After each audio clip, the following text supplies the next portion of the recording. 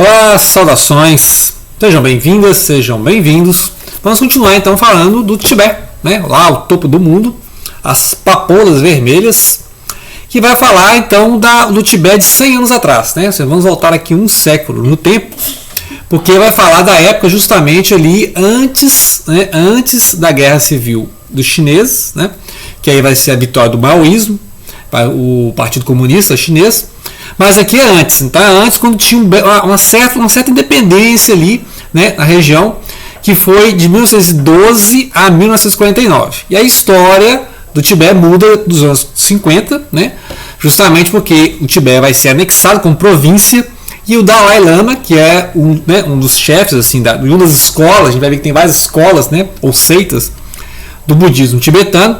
Então o Dalai Lama, que não é o papa dos budistas, né, o pessoal acha que na verdade, lá no Tibete tem várias escolas, né? Porque cada monge, né, tem os seus professores, né? Então, o livro aborda isso. E as diferenças do poder secular, ou seja, o poder dos guerreiros, né? Do chefe das tribos, das clãs. E esses monges, né? Dos monges que também tem um outro poder, né? Que é o poder espiritual. Então, sempre tem essa questão do poder secular, ou seja, o poder do governo, que aqui era independente, que tinha vários chefes, né, de suas regiões, mas essa independência do Tibete não foi aceita, né, tanto que quando acabou a Guerra Civil lá na China, os vencedores, né, se fosse nacionalista também acontecer, de todo jeito, né, se fosse os nacionalistas ganhassem a guerra, né, lá com os maoístas, seria anexado de um jeito, né, porque sempre essa tensão, esse desejo de domínio sobre o Tibete aparece no livro o tempo todo, né. Então ele mostra, ele está bem na fronteira, né? Chama Sichuan, né? Sichuan, na China. Então o autor está ali, o Alai, né? Ele está nessa fronteira e ele vai mostrar então essas dificuldades de manter o governo local independente e sempre ter um emissário Han. O que é o Han? É o chinês, né? A dinastia Han, a etnia Han é a predominante na China. Então quando ele se refere a um chinês, ele fala Han. E aqui é interessante que o pai dele, né, aqui é o filho mais jovem de um chefe chamado Mai Shi, né, ou o chefe Mai Shi, que é um líder local, que tem outros líderes, ele tem que ficar ali, né, de olho nos outros líderes, todos tibetanos. E o narrador, então, ele é esse jovem, assim, que eles consideram um idiota, né, esse cara é um idiota, né, o bobo da praça, né, mas ele é o filho do chefe, né, o filho mais novo, e o chefe, né, o chefe ele é casado com a segunda esposa, é uma etnia Han, ou seja, é casado com a chinesa, né? E aí depois arrumou um amante, né? Uma cena aqui hilárica, né? Hilariante mesmo, de ele arrumando um amante, né? Viu lá a mulher do intendente lá já, né? E a sua vida camponesa, né? A vida nos campos, né? Plantações, né? Os rebanhos. Então assim, é uma interessante como é que ele vai criando das descrições, né?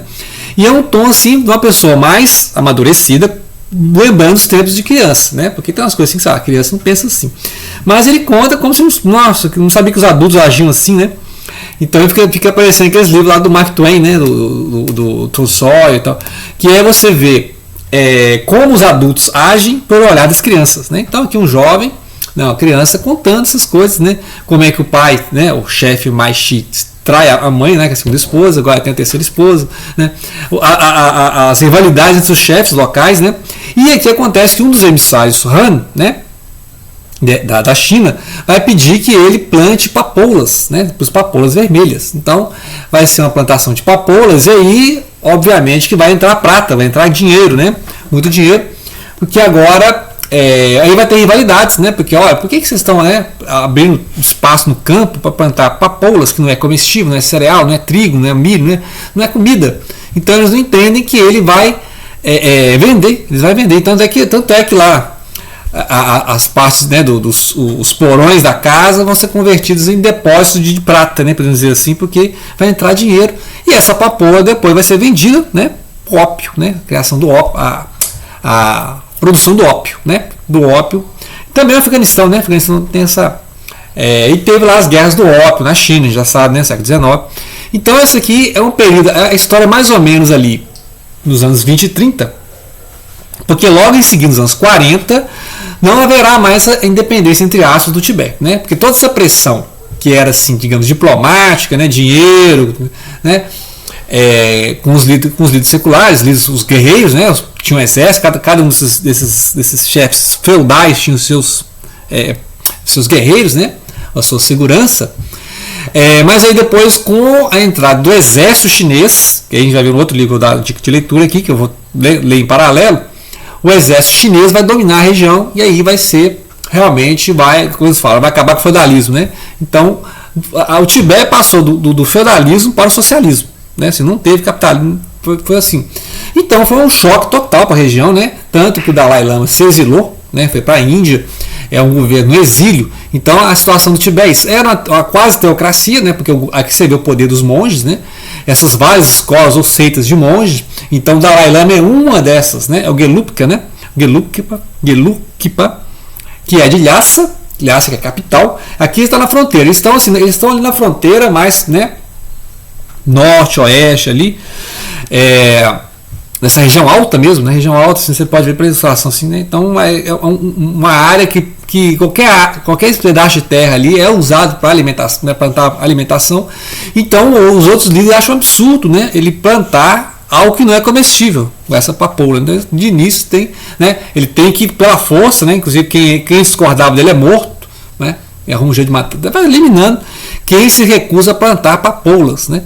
Porque, né, os intendentes lá, os embaixadores dessa república chinesa, né, República da China, que não é a República Popular Chinesa, né, é essa república que tinha dos nacionalistas. Tanto os nacionalistas, quando perderam a guerra, foram para Taiwan, né, Taiwan, que é aquela ilha, a Formosa, né, Ilha Formosa, que fica ali no mar da China, né. Então é isso. Os chineses da dinastia Han começaram então tinha essa negociação na fronteira, né? Então um ou outro líder passava para o lado deles, compravam esses líderes.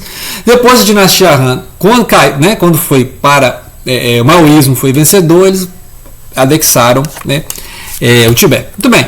Toda essa questão política tem lá no Daisy também, né? O Daisy tem Em Uma Noite Sem Luar e na costureirinha, né, Balzac, a costureirinha chinesa, também já foi ali no canal aqui, que mostra justamente as transições. Por exemplo, Em Uma Noite Sem Luar, o Daisy vai falar da transição ali do século XIX para o XX, né? E de como é que a China era aquela dinastia, aquela monarquia e tal, e aí foi implantada a república, né, em 1912.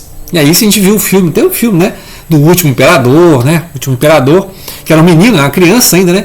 Então ele cresceu ali na Cidade Proibida e quem mandava mesmo era o japonês lá, né, eles tinham invadido a Manchúria, né, no norte, né, norte lá das províncias Han, né, falando do Tibete lá no, né, então assim, é uma coisa muito complexa, né, e aí o menino, como vai narrando, ele vai analisando o comportamento dos adultos, vai vendo que o pai, né, o chefe Mais Xin, ele tem que o tempo todo ficar negociando com os monges, né, porque o monge que está lá, o tal do Buda vivente, né, tem um chamado Buda vivente, que é um título de honra, né, assim, como se fosse o Buda mesmo, vivo ali, né, Buda vivo.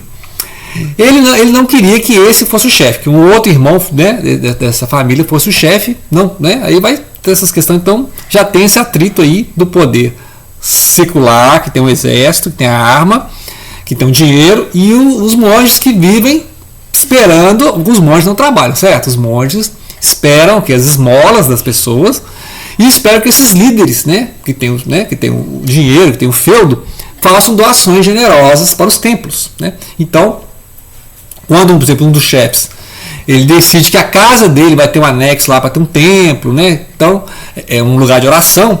Esses monges que estão lá no templo, né, no mosteiro, podemos dizer assim, que não é próximo à casa do chefe, vai ficar desprestigiado e vai perder seguidores, né, alunos.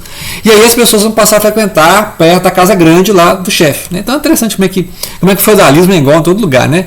Então é como se em vez de tivesse uma igreja, né, vamos imaginar os coronéis do sertão, em vez de ele aumentar a igreja lá da cidade, né, fazer uma doação para a igreja da cidade, ele fazer uma capelinha lá nas terras dele.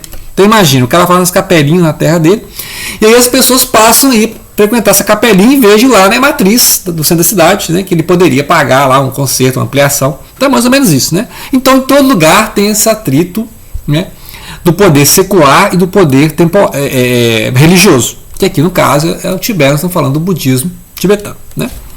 Muito bem, então ele vai mostrar então a traição do pai, que o pai é um cara assim muito fogoso, para dizer assim, né? O pai é muito complicado, ele é um líder, né? E tem que sempre estar mostrando potência. Então, as mulheres também, né? As mulheres locais que se cuidem. E ao mesmo tempo ele vai chegando nessa mensagem que ele tem que tratar bem, né? Porque é o poder dos Han, e aí se pode invadir o Tibete a qualquer momento. Então ele vai mantendo o poder local com os outros líderes, vai mantendo o poder sobre os monges, né, controlando os monges, mas só que os monges fazem profecias contra ele, né? Fazem profecias. Vai ter um terremoto, interessante sendo um terremoto, né? Assim, eu não sabia que tinha terremoto frequente no Tibete. E tem, ou seja, a placa está se movendo. Você sabe que o Tibete, o Himalaia, surgiu ali pelo impacto, né, da Índia. A Índia bateu ali na Ásia, então a Índia bateu na Ásia, e parece que continua batendo, né?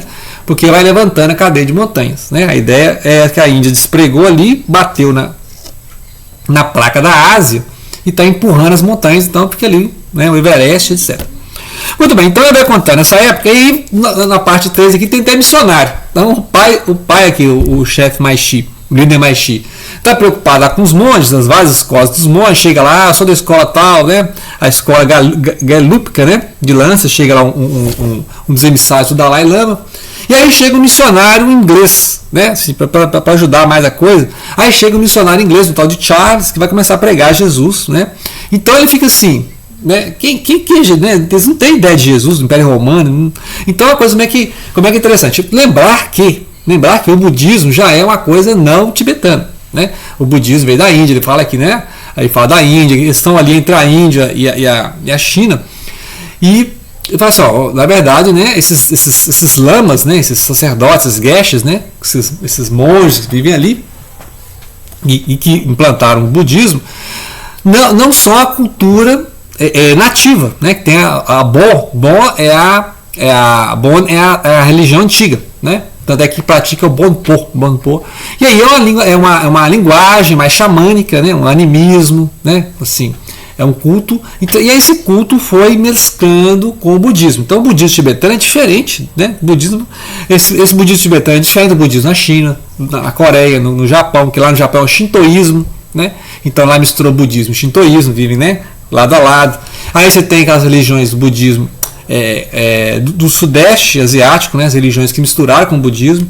Tem o budismo do sul da Índia, né? Na Índia mesmo budismo, né? Na Índia mesmo budismo já teve uma época que era muito forte, né? Até no Afeganistão tinha estátuas de Buda, mas aí com aquele grande reavivamento do brahmanismo, né? Os cultos a Shiva, a Vishnu, a Krishna, né? Então teve um grande reavivamento na Índia. E aí o brahmanismo, né, o hinduísmo, né, que o hinduísmo é um termo genérico, né, a essas religiões indianas, né, yoga, etc., essas religiões voltaram, então o Buda ficou mais lá para a China, né, e para o Japão. Então é isso, ele vai mostrando, aí na parte, né, ele vai mostrando essas várias diferenças entre os monges, nessas escolas, essas seitas, e essa chegada desse missionário, né, cristão.